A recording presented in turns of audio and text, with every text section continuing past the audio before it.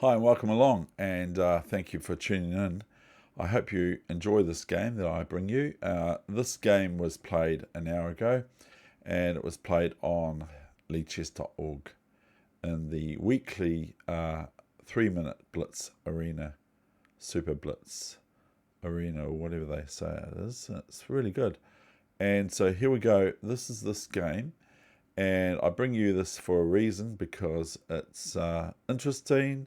I don't necessarily talk too much about it, but you know me. But here is this game that I played, and I just want to talk about the middle game a little bit. And this opponent, I think, has already got 1-0 with me. I don't really want to say that too much, do I? But this player has already got 1-0 with me. So I want to sort of try and get sort of like whatever that R word is that starts with R-E-V-E. I want to get some of that, but I have to be careful for my opponent because obviously to be beaten already is a warning sign for me that I have to be aware of in this game. Okay, so let's have a look at this game now. So here is the starting position.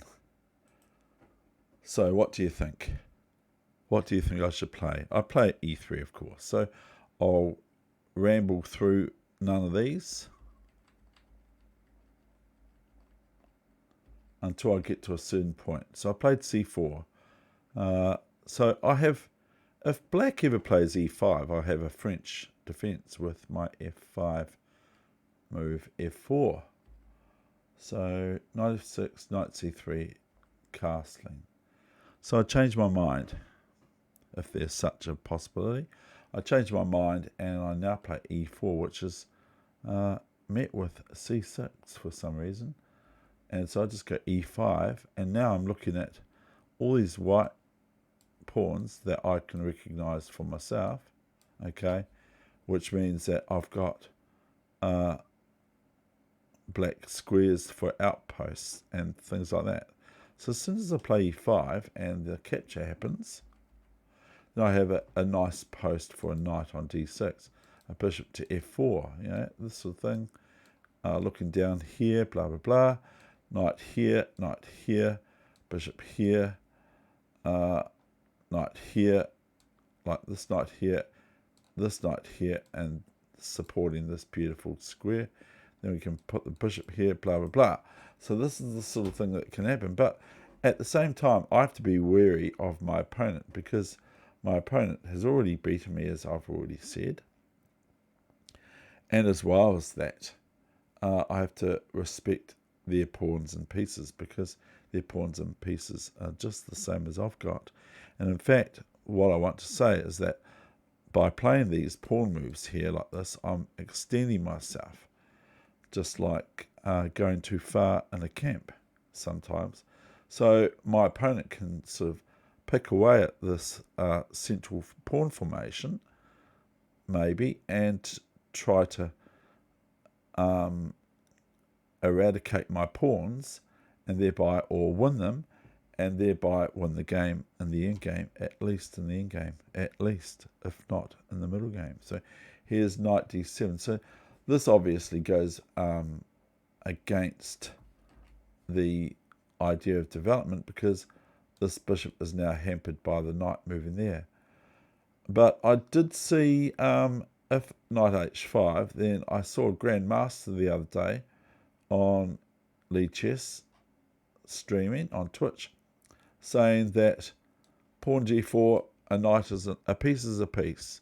And so he still went for the piece even though it weakened his king side with g4 in this case as well. So he played g4 to win a knight that was ready for ambush, and black lost a piece for pawn or thereabouts, and the game eventually as well. So a Grandmaster's going to say, if knight h5 here, g4 a piece is a piece.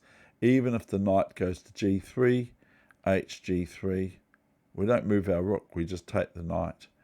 And yes, we've got a little bit of we've got doubled pawns isolated on g3 and g4, but we've got a piece. So here comes, the other move is knight g4 here.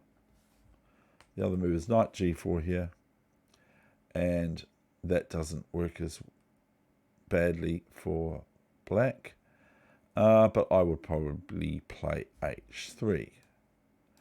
And the knight has to go back here, but then the knight has a possibility of going into the square, hasn't it?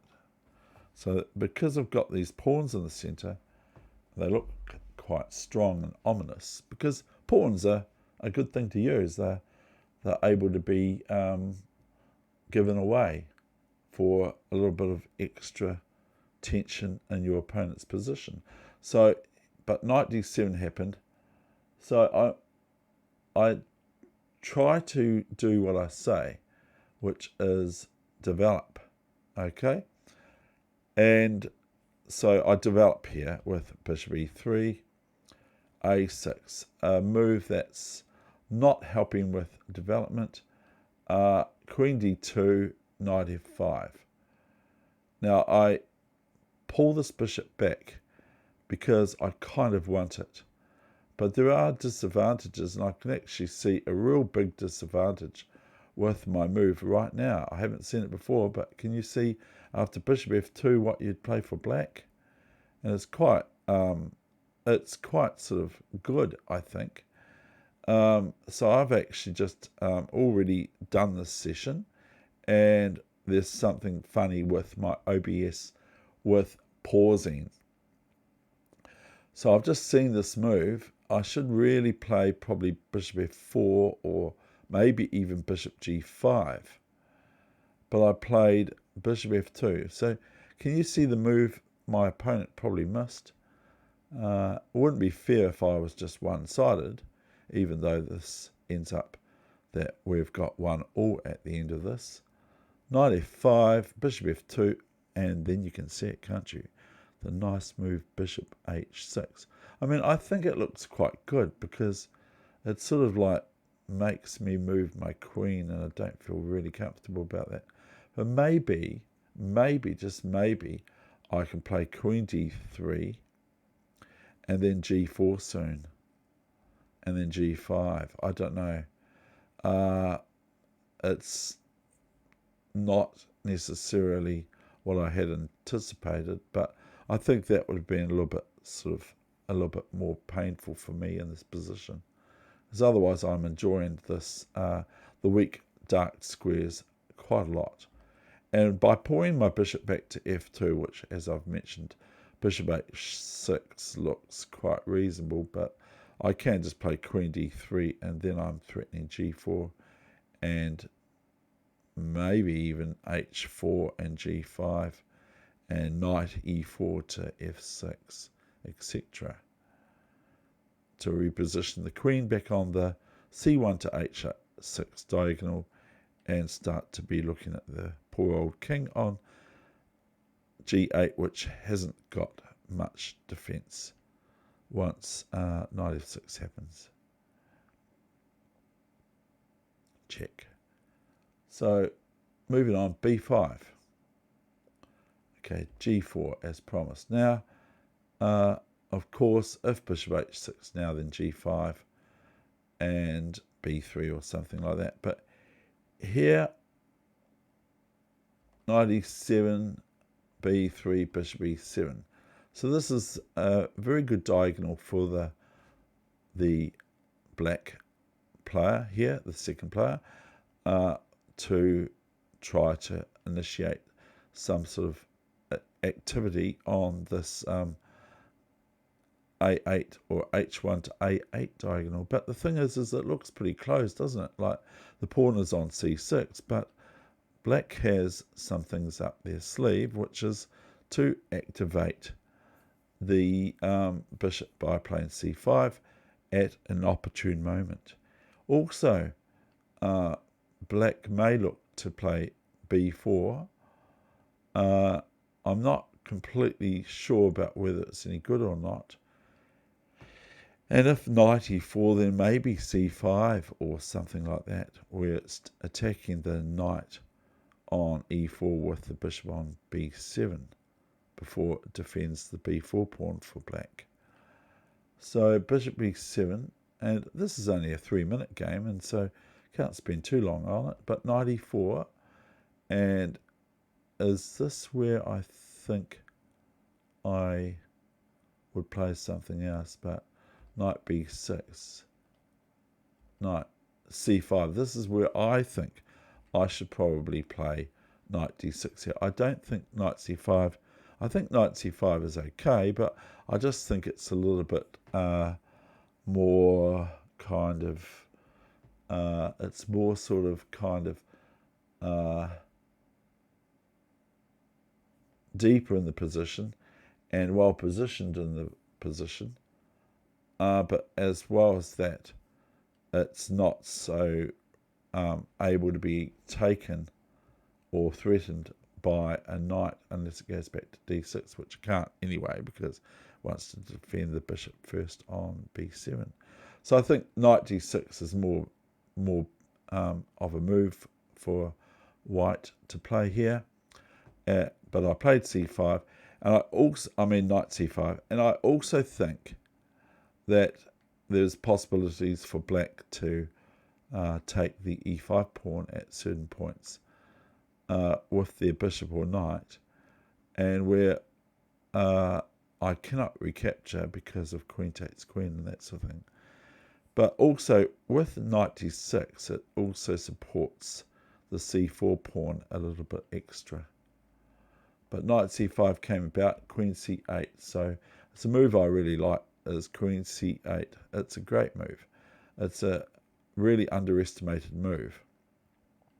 Now, I was thinking of queen a5 here, but if I play queen a5, then my opponent probably just merely plays queen c7 and moves the queen from the great square c8 to c7. a4 instead. So here, please don't ask me what I'm going to do if ba4. But if bc4, I'm going to go bc4 because I want my pawns adjacent. But here comes rook d8. Now this is starting to look at this problem now of this attacking my queen sort of indirectly. So I have to be very careful with my moves here. But yeah, I've got a great knight on c5. Could have been on d6. Instead, I wouldn't have had this issue. So here's a5, knight d7. So I swap places, but bc4, bc4, and here comes c5. Knight d6, clearly attacking the queen. Queen c7. And things are okay, but they're not as good as they could be. So that's the thing about chess is things are okay, but they could be better. And this is what Nimzowitsch says in chess. He says you can't get everything your own way, even though some players I play seem to look like they're trying to get it all their own way. But we have to give a little bit, and we have to take a little bit, and we hope to take more than we give. So knight g5 sounds very good for a Christian to say that, doesn't it? But, knight g5, which clearly attacks f7, but there's tension in this position for white, that white has to be aware of this great diagonal, as I previously mentioned, because now it's open, and there aren't moves like d5, as then my pawn formation will probably just not exist anymore. And this station, or this pawn outpost support station on e5, this wedge, which divides the board, by the way, to the queen side and the king side, this pawn on e5 is very important. If I lose this pawn, I'm history almost. It's almost history because the knight on d6 really needs it. So that said, I'm going to show you something that I do about the knight on d6. What would you do about the knight on d6? Is, of course, you would play bishop g3, and here's h6.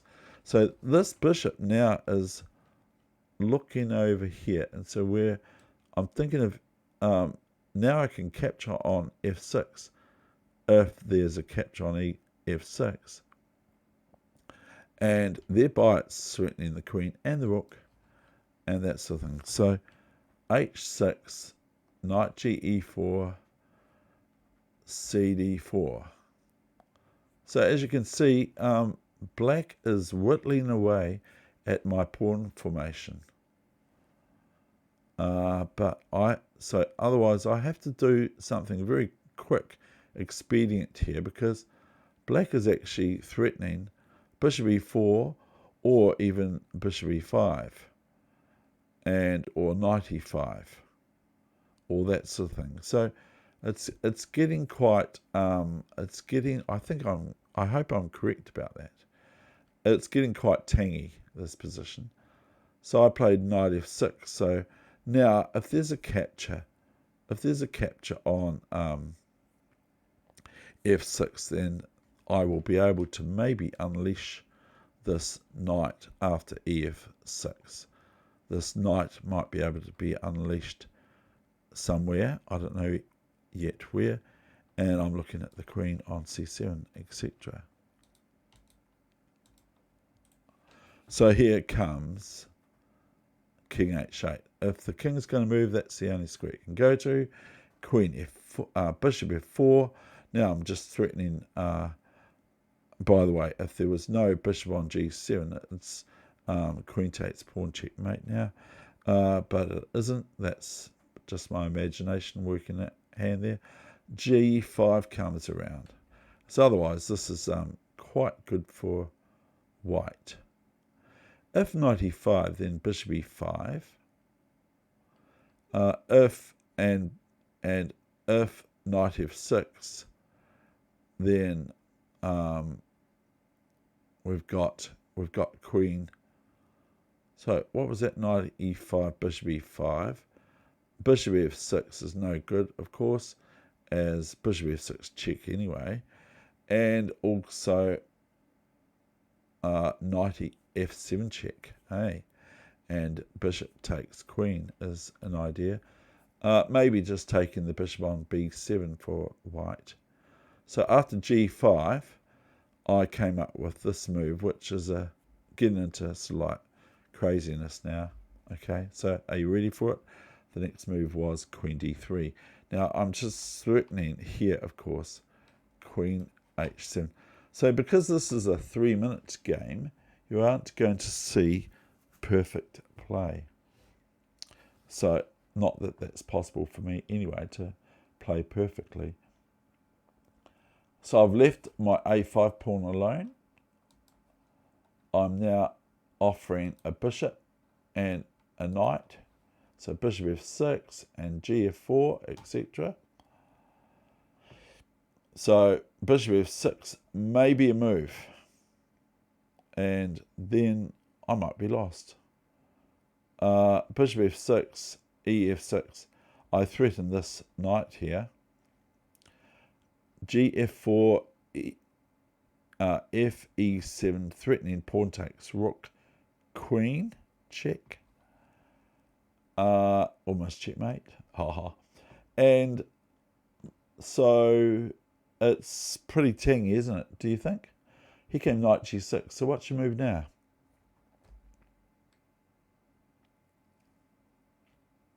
Is, of course, knight f7 check.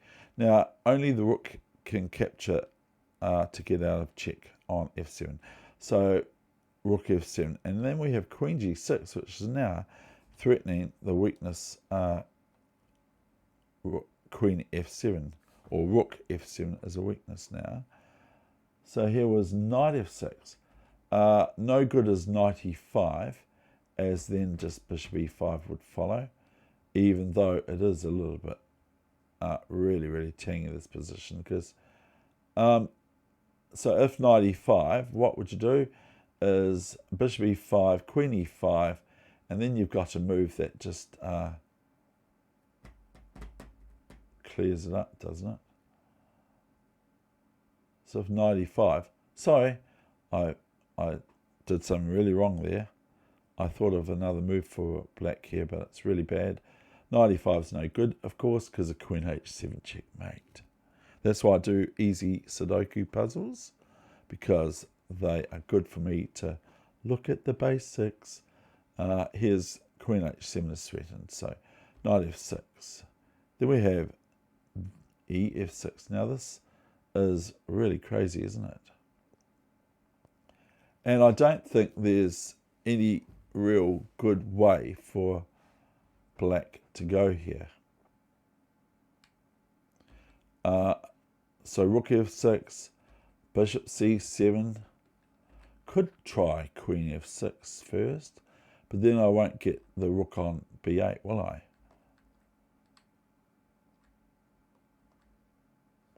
No good is bishop e5 so much as rook f1 catches and then bishop takes bishop on e5, even though black will lose their bishop on b7. But this way, I've got two pieces. I've got a piece and a rook to the good, so I'm not spending much time on this, but I didn't have much time either. I had 13 seconds, or nearly 14, and my opponent has 16.9.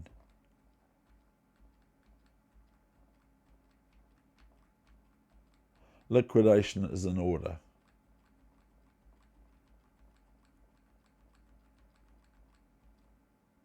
And here's where my opponent timed out, and that's where I'm over and out. So thank you very much for watching, and I hope you enjoyed that a lot. Okay, cheers, bye for now. Where is it?